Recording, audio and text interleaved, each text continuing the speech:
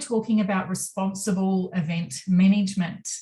This is a topic I'm quite passionate about, actually, and I know it's been a really tough year, or 18 months, or pretty much it's going to be a tough 2 years for us, and I think the recovery phase will be just as challenging, but I know we can handle it.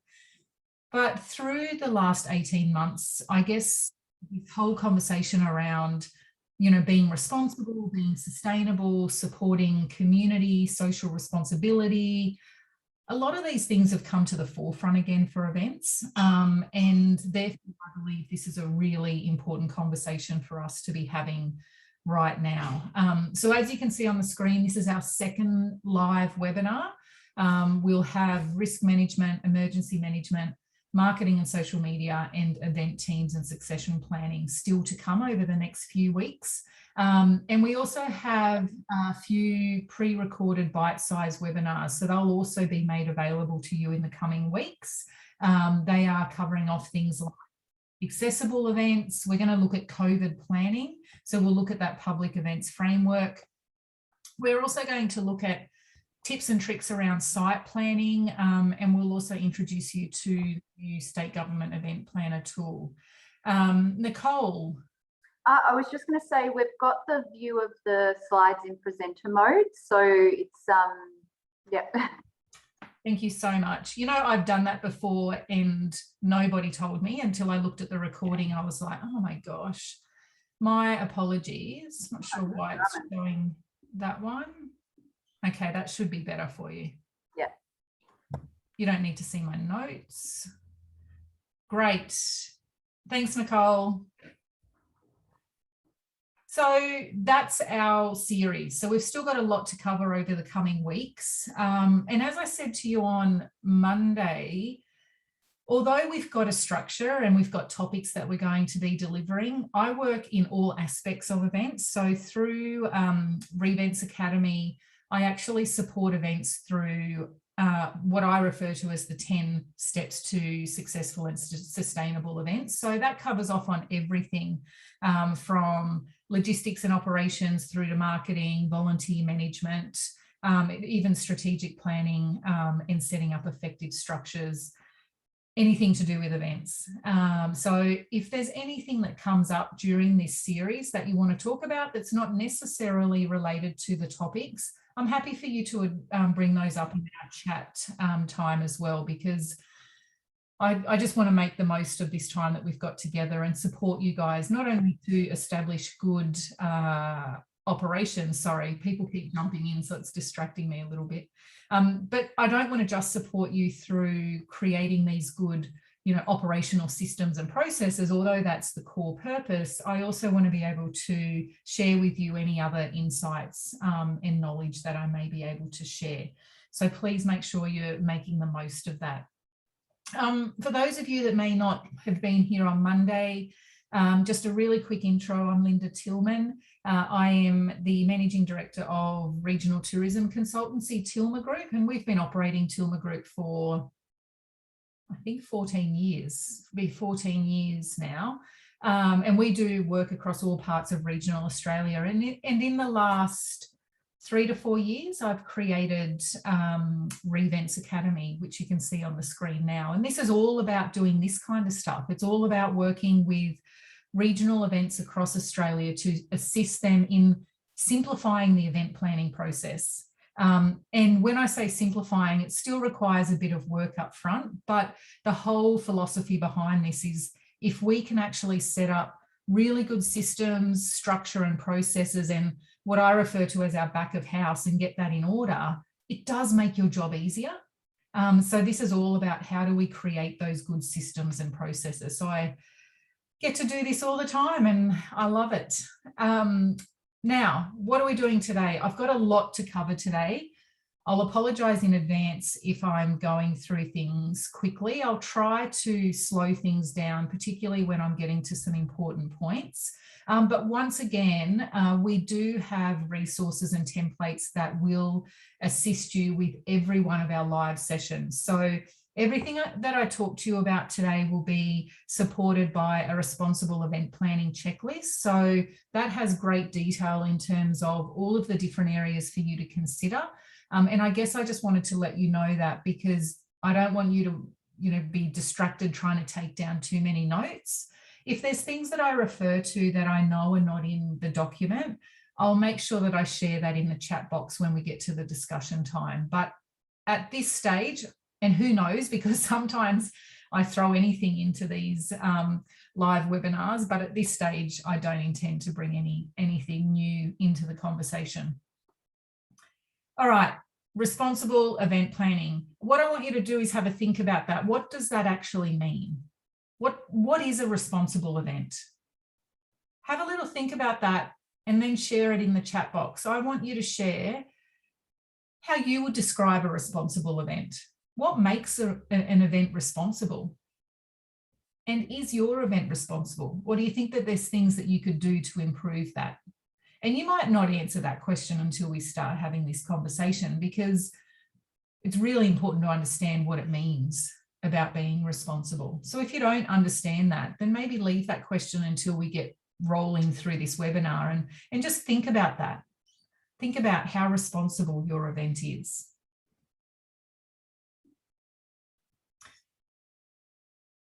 Now, we've seen plenty of horror videos or photos on social media around the downside to events, right? There's been some real doozies. The great time that people have at events can often leave a really yucky aftermath of problems for the future. When we're talking about people getting together in large numbers, we're talking about mass crowds, huge volume. It can put a strain on local resources. And we know things like water and energy, waste, the overload of waste that's created at events. And I have this vision of an event, and I won't say the name of the event, but of an event, and at the end there were, even in the camping area, people didn't even pack up tents. They just had cheap tents and they just left, and it was just an absolute disgrace. And not that I'm saying your events are like that, but it's important to know that there is that downside to events, and there can be sometimes that stigma around, how responsible event planners are. So it's really important for us to be thinking about this for the future. And then we can also have social, problems as well. We can have the issue around, just being in residential areas, or even, in close proximity to our local community. That can create some tensions as well from a social responsibility point of view. So there is this downside to events, and it's really important for us to be mindful of that and to think about how we can make sure our events aren't falling into that category into the future. So that's how we need to be implementing responsible event planning. And I'm going to share with you in a moment why this is important. But if you want your event to be taken seriously into the future, I can tell you sustainability does need to be embedded into your culture. So environmental and social responsibility needs to become an integral part of your event planning. So whenever you're making any decisions about your event, when you're planning your event, I want you to start always thinking about your social and environmental responsibility. It's really important for us as event organisers to make a positive impact and to be a role model for others. There's actually a lot of power, or we have a lot of power, or you have a lot of power as an event organiser to actually educate and empower and encourage others to be more environmentally and socially responsible as well.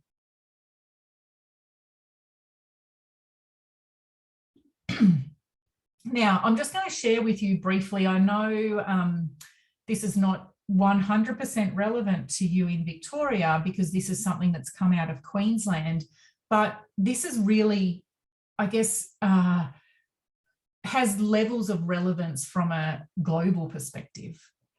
So Tourism and Events Queensland, which is our state tourism organisation, equivalent of Tourism Victoria, they've recently highlighted the consumer trends around responsible travel and responsible events.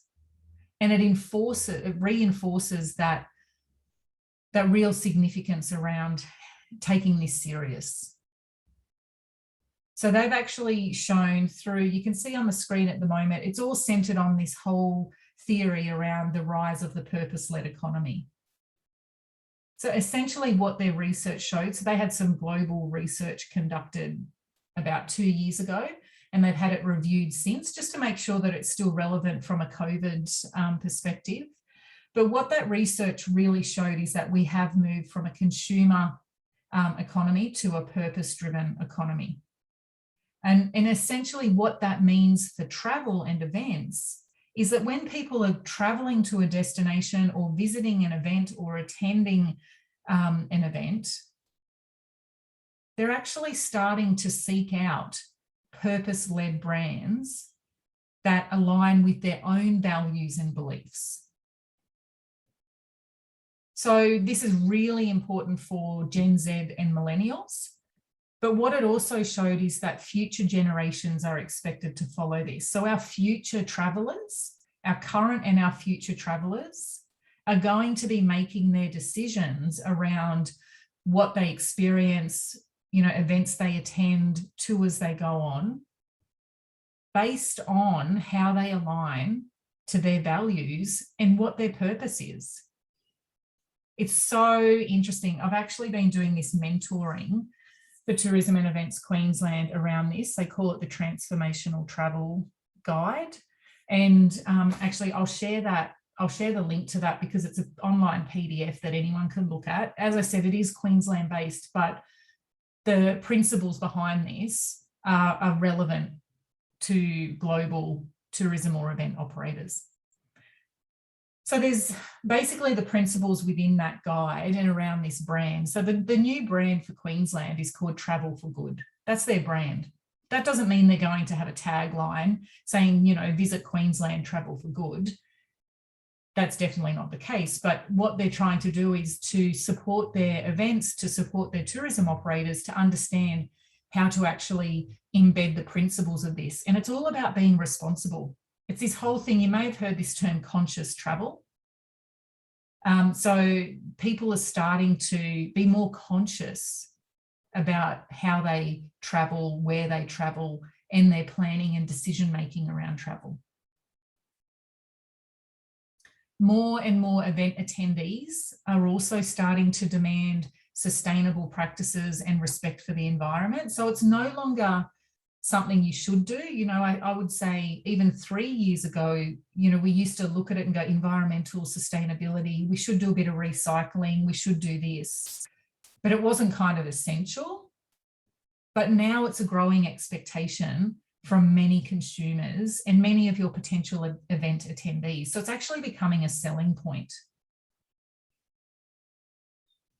More and more event organisers are making their event environmentally sustainable today compared to, say, 2 or 3 years ago. And that's the reason why, is because consumers are demanding it. So what you can see on the screen, I'm not going to go into this, I'll send the link to it, but it's this whole thing of Travel for Good. It's that new brand that I just talked about. And essentially it's about these 6 principles. We always have travelled for ourselves, to escape the everyday, to relax, to connect, etc. But what they're saying is now that needs to be much deeper. It sounds a bit fluffy, and when I mentor events or tourism operators around this whole guide, initially they're like, oh, what does that actually mean? Because it does sound a little bit, Tourism and Events Queensland are gone off with the fairies a little bit. But once you start to dive into it, it's actually so relevant and really presents exciting opportunities for events and for tourism businesses. It's basically making them just stop and really think about what are those good things that you do. And what I find when I'm working with a lot of these events and operators, they're doing all of this great stuff, but they don't necessarily share it. So they're not sharing that story. I'll give you an example. Just earlier this morning, I was talking to an event in Queensland, and it's a client of mine, not necessarily somebody I'm mentoring. But this particular event, it's a swim event, so it's a participation sporting event, but they're actually delivering this event for the core purpose of raising money to help them develop an education program around water safety. So they're a non-profit. They want to create a cartoon series essentially for kids around water safety in regional Australia. So that is their core purpose, and that's one of the reasons why they're delivering this event. You know, they don't tell that story at all in their event marketing, and that's what this is about, is because consumers are making decisions more around, you know, aligning to values, doing good, giving back, environmental sustainability.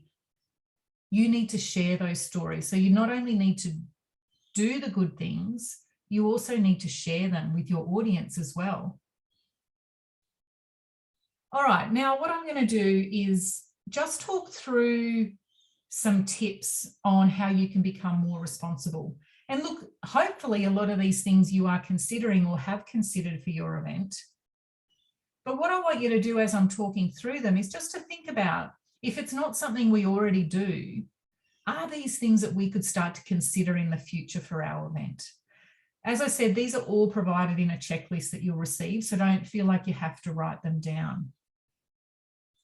And if there's some things in here, you might find that there's some things that you'd love to do, and you know that they would be great for your event to do, but there might be some challenges. It could be cost. Things might be too costly. It might be that, you know, the ability to do some of these things in your regional area is just not possible yet. But if it's something you want to do, I think it's something you also need to make a note of, because you need to start to break down those barriers. And if it's that, you know, these are things you think you could do and should do, maybe you need to start having conversations locally with other groups, with council, around how you can start to do that in your community. And your event may be a leader. So the first thing we think about when we think about being more responsible from an environmental perspective is around your energy use. So how can you actually reduce the amount of energy that you're using? First of all, you need to educate yourself on options. So there are a lot of alternative energy solutions out there for events. And, you know, even if you just Google, alternative energy options for festivals and events, you'll see that there's lots of stuff out there. But the obvious one is to start to use renewable energy. As you can see on the screen, there's a couple of photos there. There's lots of festivals and events doing this now. I know a lot of you wouldn't perhaps own your venue or your site, so you need to start looking at portable options. If you do own your venue or site, then you should be looking into securing some funding to set up some permanent solar power options or wind power, whatever's going to work in your particular region. And this example here, you can see the sunflower. So that's a portable solar power unit. And that's actually at the Sunshine Coast Music Festival. So that comes from Southern Cross University in northern New South Wales. And they actually hire that out to events and festivals all over New South Wales and Queensland, which is a pretty cool idea. The other thing you need to consider is when you're looking at your appliances. So whatever uses power at your event, I want you to start looking at what appliances could be more energy efficient. And that's purely just doing a bit of an audit. What are we actually using? What could be more energy efficient? Then we look at waste. Now there's some really good guides on how to reduce your waste and, you know, reduce your landfill at festivals and events. There's a cool one, and I'll actually just pop it into the chat box now while I've got it handy. There's a zero waste guide. It's going to let me do it.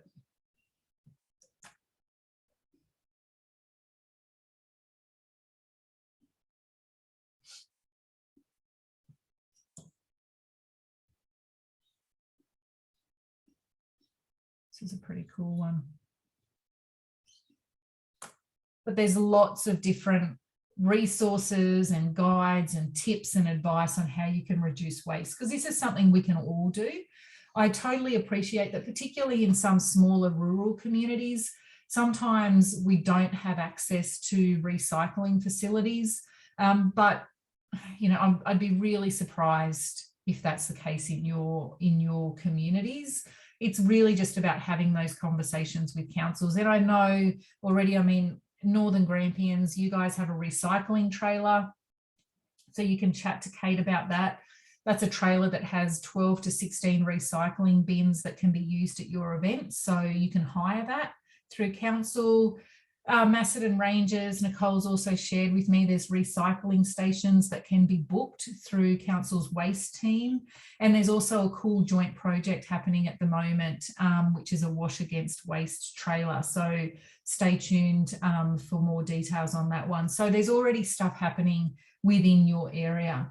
But when we talk about waste, it's so important for us to really look at how we can minimize the amount of waste that we're using. So we use this hierarchy to look at how we can prevent waste, how we reduce waste. Then its next option is how we reuse it, how we recycle it, how we recover it. And then finally, we dispose of that small amount of waste. So you think of it in that hierarchy. First of all is preventing waste. So once again, you can look at your event and go, what currently creates waste? And think about it, not just during your event, but even in the lead up to your event. Think about event office and the planning process. Think about after your event. So really doing that kind of analysis to identify how you can prevent, how you can reduce, reuse, recycle, etc.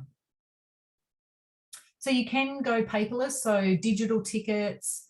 You don't have to print maps and programs and schedules anymore. And I have this conversation with a lot of events. And actually, I was really frustrated at our local event that's just been on, Toowoomba Carnival of Flowers. They had a little kind of A5 program, then they had an A4 program, then they had flyers to hand out.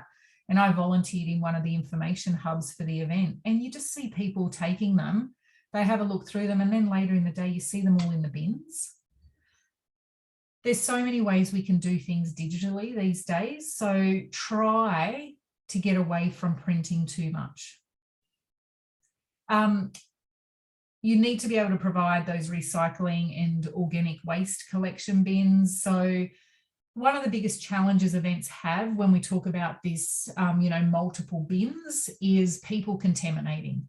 So you'll have, organic waste or recycling bins, but then when people are in event mode, they don't necessarily think. So they just chuck their rubbish in any of the bins, or they don't actually know. And you know what? They don't have time to stop and read the bin, so they'll just chuck it in anywhere. So we need to start thinking about having, educational volunteers and visual signs. There are some places, I know in northern New South Wales, I did an event down there a few years ago. They actually have a volunteer group. I can't remember what they were called, but let's just call them waste warriors. And they were actually, responsible for going around with the bins, these recycling bins, and they educate people. So as people, they're there at the bin. So as people come up to the bins, they go, oh, that one goes in the red recycling bin. That one goes in that bin. Once again, I understand that can be a bit of a human resource constraint, but it's something we need to do to start educating people. The other thing you can do is you can reward your event attendees for bringing things like reusable cups, bags, bottles. You can give them discounts, or, they might enter a competition because they've actually bought their own reusable cups, etc. We're starting to hear more and more about single-use plastics, and more events, even whole towns, even whole regions are starting to become, no single-use plastic. So think about, any single-use waste that you may have at your event. And that can include things like merchandise and giveaways. You can also do something, and I've seen a couple of events starting to do this. They add an extra cost to single-use items. I mean, the classic is you think about the supermarkets now. Whenever you need to buy whenever you need a plastic bag, it's now 10 cents. So they're really trying to discourage us from using those single-use items. An example for events is, a coffee or a beer that is in a takeaway cup, a single-use takeaway cup. It might be an extra 50 cents. Just an idea, but that's the kind of thing we need to do. And it's just education.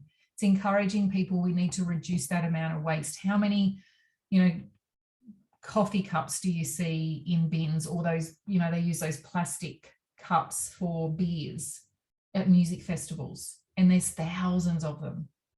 Even if they just get one cup and they reuse it all the time, would be a massive improvement.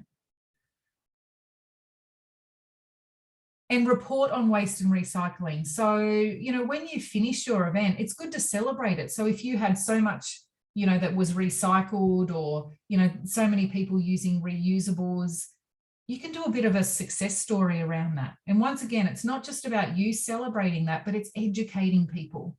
And like I said before, people want to support events that are doing good. So if you can show that you're doing these things, it's actually a good selling message for you. Water. So another one, and this is really important, particularly in regional areas, when water, can be quite limited at times, and when we have challenges with drought, water is so important, and sometimes it can just be the perception. So things like saying no to selling bottled water, and that comes down to waste as well. I would love to see every event in Australia say no to bottled water. You can actually provide drinking fountains for attendees, and a lot of places now have these water systems. So you can see that image on the screen. That's actually from South Gippsland, and that's just an example. Lots of different council areas do them across Victoria, across the country, where you can actually hire these, and they connect in to a tap and it filters water so you can fill up your drink bottles. Also, for your event, you want to choose water efficient appliances, water efficient toilet providers. So if you've got to get in portaloos or extra toilets, have that conversation with the provider around water efficiency. Now, if you do own your own site, or perhaps you're a regular user of your site, then you might want to look at having rainwater tanks to help maintain, any kind of gardens, venues, fields that may exist on your site. We love having nice green, parks and gardens to be able to host events. If we can have rainwater tanks, then that's obviously going to be a more responsible way of maintaining them. Transport. Not often something we think about, but if we can reduce the number of vehicles that travel to our event, it will have a significant impact on emissions, which is so important. I mean, we hear a lot about climate change, and, it's, something that we need to consider more and more, whether it's us as individuals or as event organisers, and transport is a really important one. Not only does it support from a responsible perspective, but remember the conversation we had on Monday around traffic management, parking. Traffic can be a real burden at events. So if we can reduce the number of vehicles coming to our events, it's actually a really good thing all around. So a few tips around reducing transport. You can offer virtual attendance options. Look, probably not always the best option. And I think as we come out of COVID, we're like cage rats. We want to get back to live events, don't we?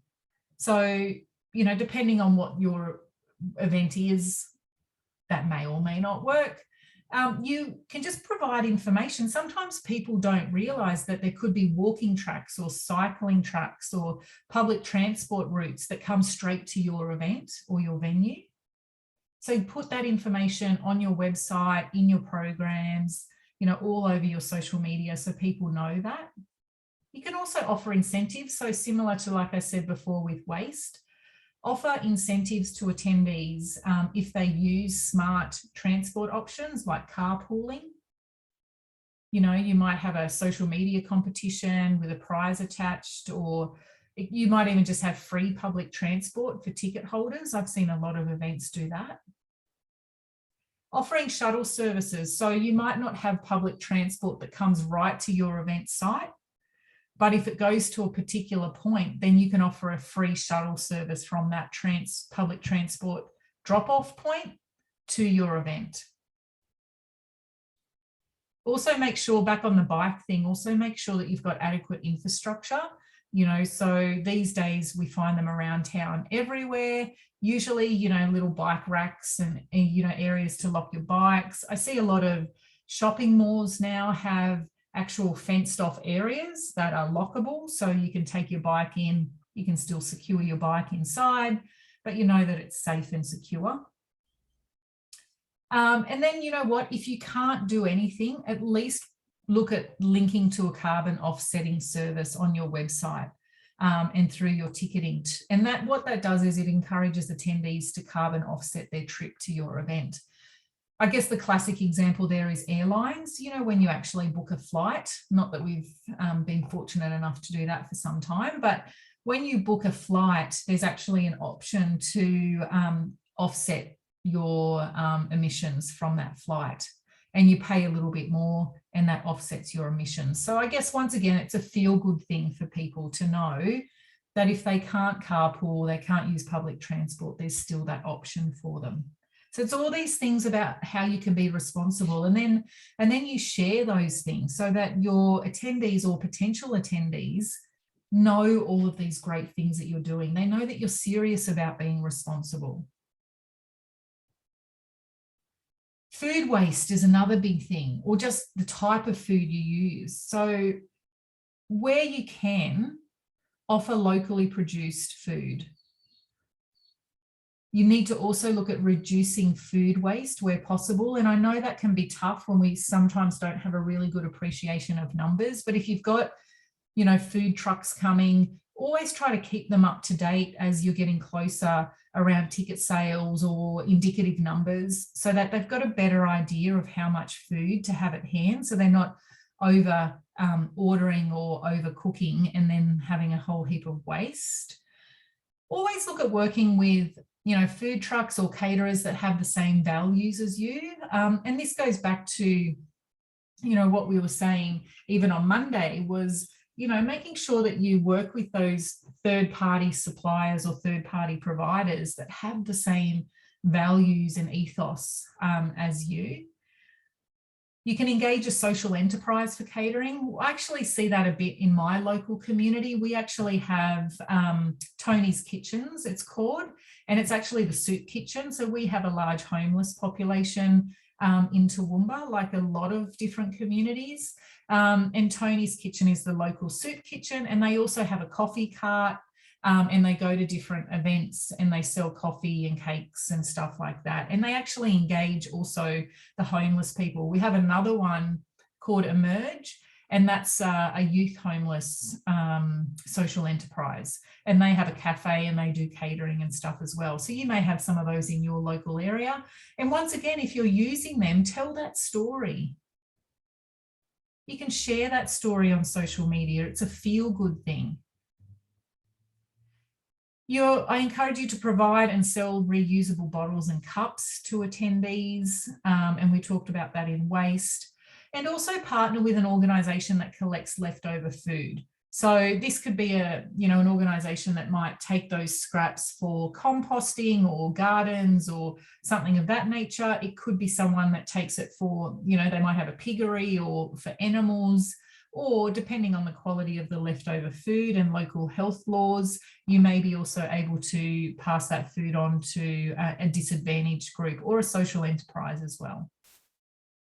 So just thinking about the type of food you use, but also reducing that food wastage.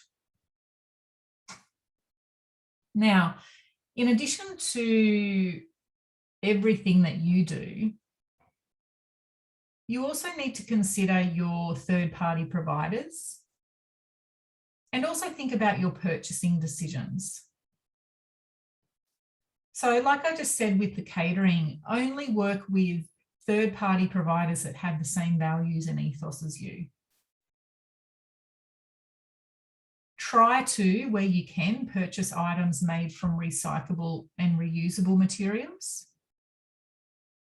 If you can purchase local food and use local suppliers and entertainers, please do. Try to avoid products with excessive packaging or buy in bulk. And even share with other events or businesses where you can. Try to share goods and services rather than buying them, so you can hire them, lease them, collaborate with other events and festivals. Offer experiences rather than products. So, if you've got, say, a raffle or a prize draw, a lucky door prize, whatever it may be, instead of tangible products, the prize could actually be an experience of some kind, or it could be a donation to a charity of their choice, something like that, rather than giving out products that can often lead to waste. And also think about your merchandise. So you want to think about how you can have responsible merchandise, which are things like reusable water bottles, organic hemp shirts or tea towels. So really thinking about your merchandise as well and making sure it's responsible. Now, I know when I talk about all of this, you're probably thinking, but a lot of this stuff is more expensive. And you're right, some of it is. I worked with a major sporting event a couple of years ago before COVID, and it was a real challenge to get the organisers of that event and also the council to commit to being using only bio products. So they decided not to in the end, but I took a lot of time and energy putting together proposals and working with a company called BioPack to have all fully biodegradable products through this whole international event. But it was a cost factor. And I know that that is something that needs to be taken into consideration. So what I suggest is, if you're nervous about increased costs or added costs around using some of these particular items or doing things in a responsible way, what you can do is consider setting some minimum standards for purchasing and how far are you prepared to go. So for example, you might say, as a committee, we are prepared to spend an extra 10% to have more sustainable options. If it's more than 10% of what the traditional cost would be, then you'll go, okay, we can't do it. It's just not financially viable for us to take that decision at this stage. Or you can also look at sponsorship. So what I also tried to do with this international sporting event is to get BioPack as a sponsor. So they would be a sponsor to show how we could use all of their biodegradable products through all of our food trucks and all of our food outlets through the events to try to reduce that cost. Still couldn't get it over the line, unfortunately, but anyway, we'll try again one day. Now, the other thing, so environmental responsibility is obviously really important. It's on our radar. Even coming out of COVID, I think this will be something that will be more important from a consumer's perspective, because we now have seen the impact that travel and mass gatherings has on the environment. Now that we haven't had them for a period of time, we've seen a lot of, rejuvenation happen. The other important thing is social responsibility. So like I said at the start of our webinar today, one of the downsides of events is that sometimes we pull a large number of people into a small community and sometimes forget that that can have a really negative impact on that particular community. So we need to think about our social responsibility. And these are just a few things that you can do to support your local community, to show that you're being socially responsible. Support local businesses. So when and where you can, have a local policy and use local businesses. If you've got a large Aboriginal or Torres Strait Islander community, then look at how you can incorporate them as well. Support your not-for-profits. Support those social enterprises in your community. Allow your event to be an opportunity for local business, social enterprise, non-profits, etc., to be able to gain some benefit and to showcase them as well.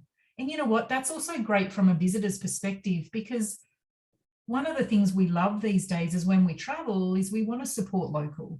We want to feel like we are immersed in that community. So if you're using a lot more local, then it also enhances the experience. You can encourage community groups to get involved in your event. And I know a lot of regional events already do this. Often we do it because we have to. We need the support of our local community groups.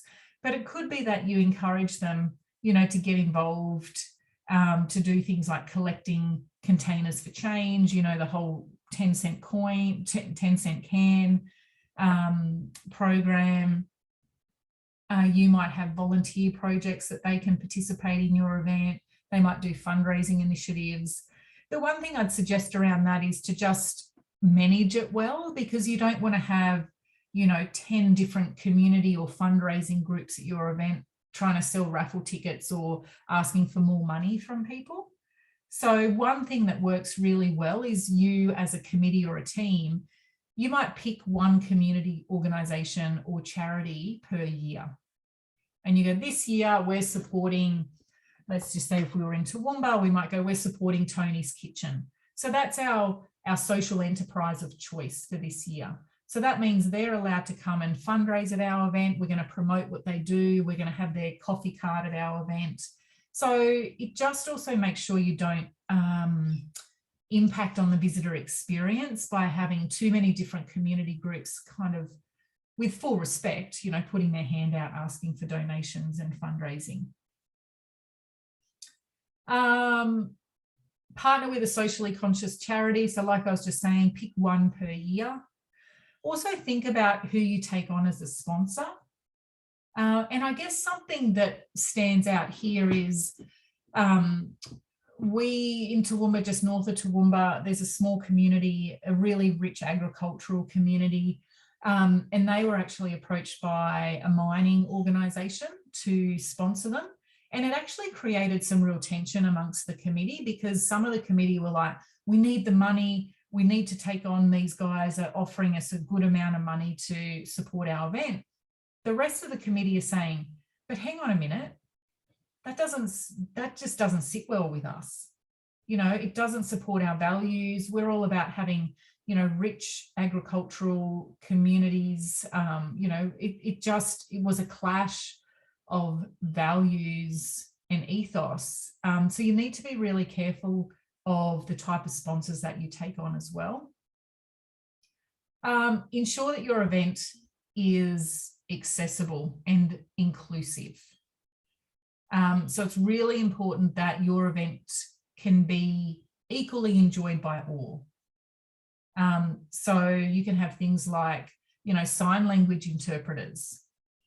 You might have large print versions of text and audio versions, you know, step-free access, ramps, all of that kind of thing. And actually, I read a really good article this morning, and I'm going to put it in the chat box as well. The Global Sustainable Tourism Commission, they often do really good articles, particularly focused on tourism, but there's also this morning and more recently, they've been putting out some really cool articles and tips for events in terms of how they can be more sustainable. And this was a cool one around, they basically had 3 lessons on how to create inclusive and impactful experiences at events. I'll share that with you in the chat box now. And just open that up and save that because there's some good tips in that. I'm covering off on probably some of them today, but it's still a good reinforcement.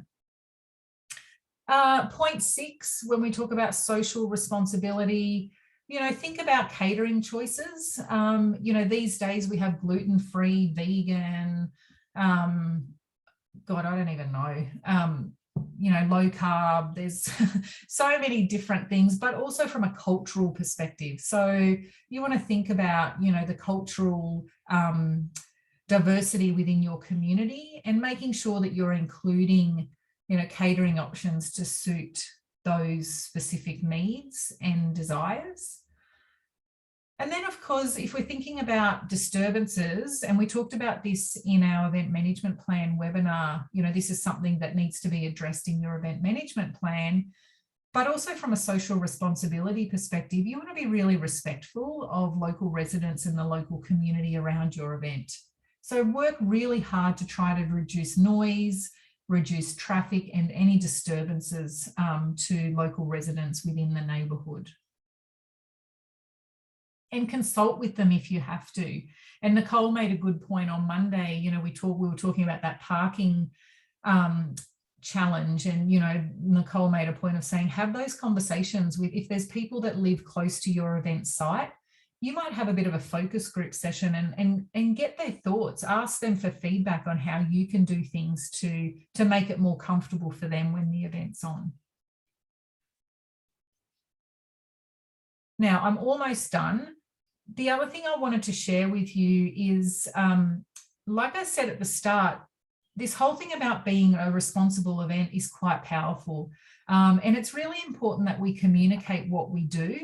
And we have an opportunity to actually encourage and empower others to be more socially and environmentally responsible. So by sharing the way we do things, by doing things, in the public sphere, we actually empower others to think about how they do things. So when they go home, they'll go, yeah, I should do that more often. So make sure that you share your sustainability message. You share it with artists, with venues, suppliers, staff, volunteers, your attendees. And you can do that through your signage, social media, even MC announcements during your event. So share your sustainability message. Promote the benefits of these choices. So, what are the benefits of having a good recycling program? What are the benefits of using only biodegradable packaging at your event? What are the benefits of having, filtered water stations and not selling bottled water at your event? So promote those benefits to others. Showcase and share the good things that you do. And I've talked about this multiple times now. It's really important. Promote sustainable behaviours in your pre-event communications. So, you might encourage, once you've got all of your ticket purchases, or, it's a week out from your event, in any pre-event communication that you send directly to ticket holders, or even through your social media, you might be encouraging people to bring their own refillable water bottles and coffee cups. Let them know that there's an incentive for it. Encourage them to bring reusable bags. Make sure that they know you have, no single-use plastics at your event. Tell them about carpooling, and public transport options and the cycling routes. Make sure you're promoting all of these sustainable behaviours so your attendees are aware before they come. Share your commitment and your vision with any partners that you have, any sponsors, council, any other key event stakeholders. And like I've said, make sure that you're making the most of those opportunities to educate and empower people to be more sustainable and responsible. Now, these are other practical tips. I really like this checklist. It gives another 13 ways to make your next event more sustainable, to show that you are a responsible event. So it goes through consumption, choice and communication. A lot of it I've already talked about with you today, but it's just a nice little checklist from Global Sustainable Tourism. Now, I just want to share with you, before we go into discussion time, a couple of really cool case studies. And look, these events are perhaps going to the extreme when we talk about being responsible. It's their whole culture, but it's really inspiring to see it happening and to actually know that it's achievable. You may have heard of the Woodford Folk Festival in regional Queensland. Everything that they do is about being responsible.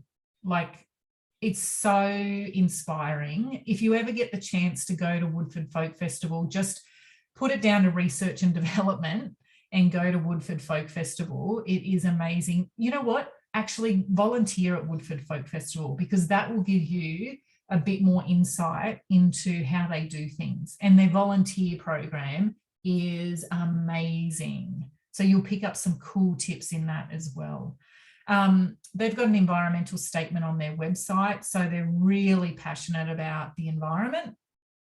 And that's it. I've got that on the slide, so you can see there. We recognise that sustainable resolutions to environmental issues can be brought about through a cultural agenda. This provides us not only with opportunities to engage and advocate in this area, but a responsibility to do so.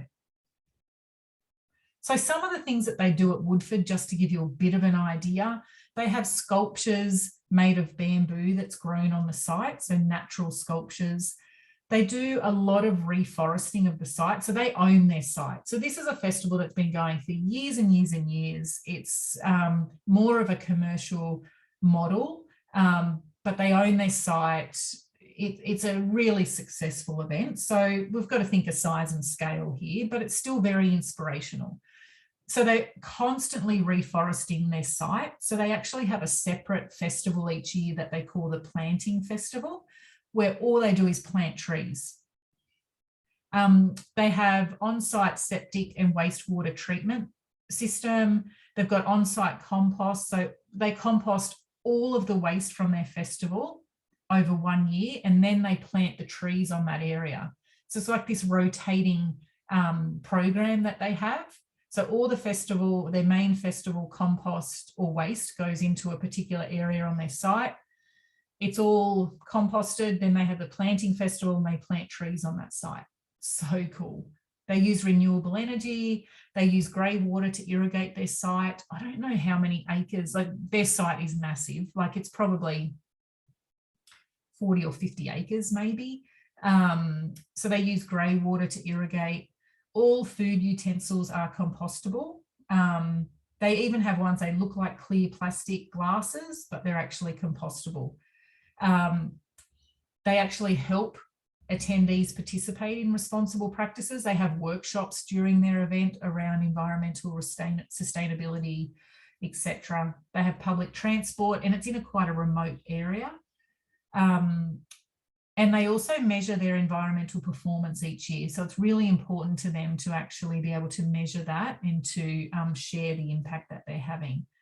So if you can get up to Woodford Folk Festival, maybe next year, it's in January actually. So I haven't heard, I'm assuming that they're going ahead. I haven't actually heard, but fingers crossed. But put that one on your bucket list for sure, your research and development bucket list. Another one I wanted to share is the Rainbow Serpent Festival. So this is a 4-day music and arts festival. And they've actually won a Greener Festival Award. So they're the first medium-sized Australian festival to win this award since like the early 2000s. And they've been focused on improving their sustainability for the last 10 years. This image, so you can see the image, that's Canaconda. So their big anaconda, which is where they have all of the recycling of cans. So they've got a really strong recycling and waste management program at their festival.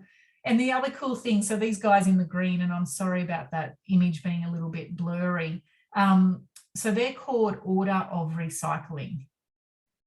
So basically they are, I kind of look at them like a flash mob, you know, flash mobs. Anyway, these guys are actually really good singers, and they do welcome to patrons. So when people are coming on the bus or arriving at the entrance to the festival, they actually sing to them. So these guys sing different songs and stuff that encourage people to recycle, manage their waste and be responsible at the festival. They're so serious, it's cool. They also do, you know, like Mormon style door knocking on campsites. So if there's messy campsites at the festival, these guys make it fun by going around and they actually, you know, sing at their site. They have appearances across some of the popular music stages, encouraging people to pick up litter, to recycle, make good decisions. And sometimes if they're not that busy, they even will go outside the composting toilets and sing a few songs and encourage people and remind them. So I thought it's a really fun and cool idea of how to get the message out there. So these events, as I said, they probably go to the extreme from an environmental perspective, but I guess it's just some really cool inspiration and motivation for you to think about what are those little steps that you can take to actually improve on your responsibility. And I guess just finally, it really is about publicly making a commitment. So make a commitment, you know, that provides a really clear message to your stakeholders about what you stand for. And it also sets some expectations and some goals for you as well. So you can have a, you know, an environmental or a, you know, it could be a environmental and social responsibility statement that you might have developed and endorsed by your committee or your board, and you can have that on your website. And then you might set some goals and KPIs around that and just, you know, start small, measure on your success, share your success, and just continue to improve on that in the future. And just be really mindful that as we come out of COVID and moving forward, as you can see from that global research that was done, our consumers are going to be making their decisions more based on events and destinations that are more responsible. So this is not just about something we should do. We're actually going to be forced to do this if we want to be successful into the future. So really think about how you can start to do these things for your events. And that's it from me. Sorry, that was a lot. I went right into the hour there. Oh yeah, I see, Sarah. I know their site was destroyed by fire, which is so sad. But lovely to hear that they're rebuilding. Okay, I'm just going to go through the chat box. If anyone has anything else, please pop it in and I'll address that before we go. Also, just conscious that we're just about to click over 1:30. I thank you all so much for your time. If you have to leave, please feel free to do so. I understand everyone has limited time, but if you've got any other questions or discussion points, please pop them into the chat box and I'll be going through now to address them.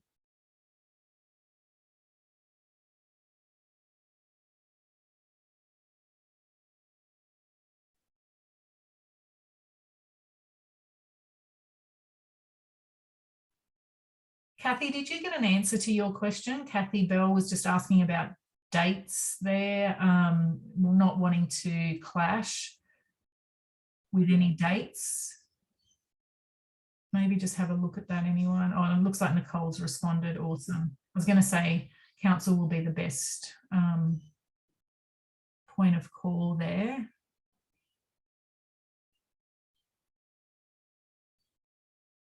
It's interesting how when I talk about what is a responsible event, a lot of you have talked about security and risk mitigation for stakeholders.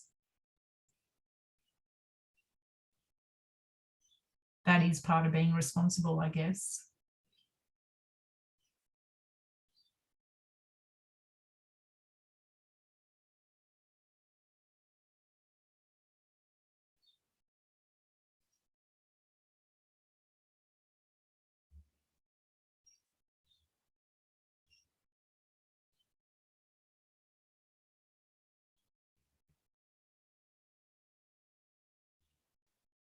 Well, that's cool. A community bus with Macedon Rangers.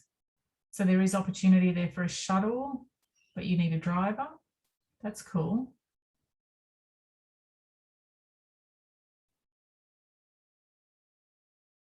Nikki has shared that wash against waste trailer info. Thank you.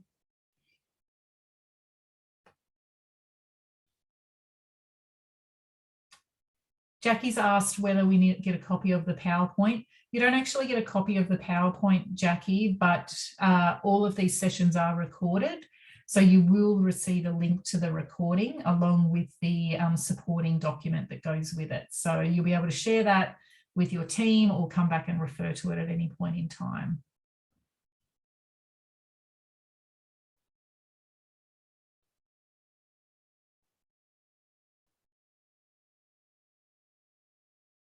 Yeah, Nikki, that's a really good point. You know, struggling to be able to implement sustainable solutions due to COVID. Look, I think as we progress, even in the coming months, we'll start to find that there'll be different solutions that will come up in terms of how we manage those kinds of things, Nikki. It's so hard at the moment to do anything that we would normally do. And it's interesting, you know, this whole conversation around, you know, mandatory vaccination. It's like, how do you manage that? And a lot of people that I've talked to are saying, well, we're just not factoring in the operational procedures at the moment because we just don't know. And we expect, you know, that in the next few months and as things continue to improve for us all, that there'll be a bit more certainty and insight into how we can do things from an operational perspective. So I guess I get what you're saying, but I think even next year and once we get to the point of our events coming back online, we'll be in a position where we can do these things and also be COVID safe.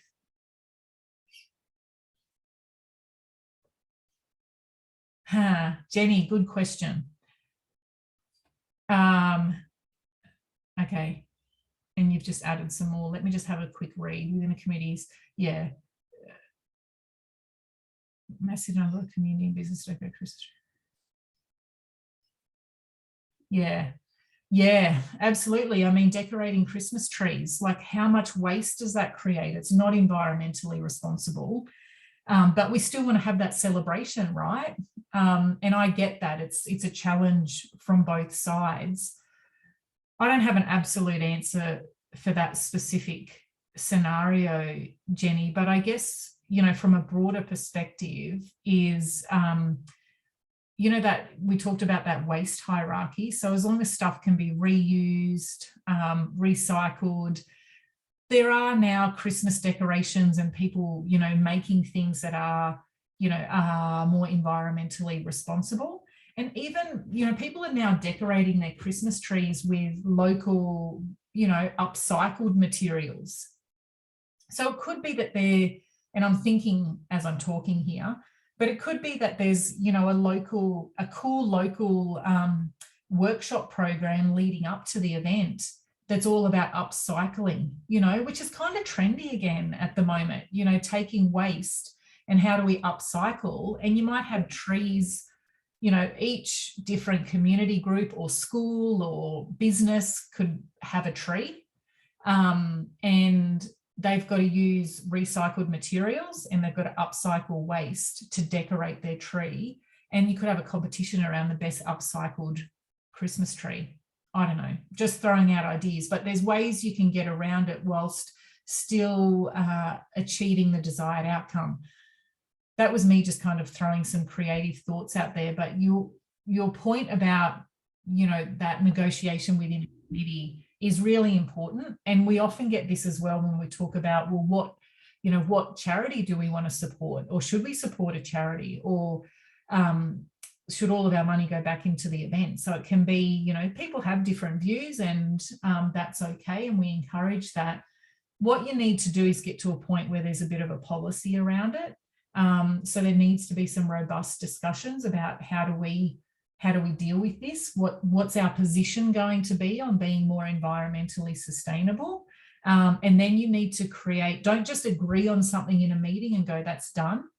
Create a policy framework around it, which is, a policy sounds really formal, but it just needs to be a document that says, this is what we've agreed on. This is our environmental commitment. This is how we're going to manage it, so that you don't have to have that conversation every year. You can just go, this is what we've decided. This is our commitment. I don't know if that helps, but hopefully it does. Yeah, Tinsel Central.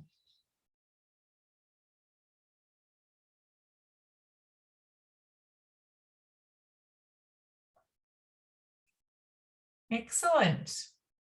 All right. Thank you all so much. So I will see you again next Wednesday. So Monday, I'm actually away for a public holiday, so we don't have a session on Monday. So I'll see you all again next Wednesday. And I really look forward to it. And also, don't forget, I'll just, might be hard for me to get the link. Just give me 1 second. I'm actually going to put a link. So you might recall on Monday, I talked about this event chat. Actually, a lot of people have hopped off the call by now. So what I'll do is I'll send it to the council reps to distribute to all of you, because we've got on Friday through the Australian Regional Events Alliance, we actually have our Friday events chat, which is free. And it's actually talking about COVID insurance and the whole challenge around that. So you're more than welcome to join that if you're available at 11 a.m. on Friday, but I'll send the details via our council reps. Thank you all so much. Have a lovely afternoon, and I will see you all next week. Bye.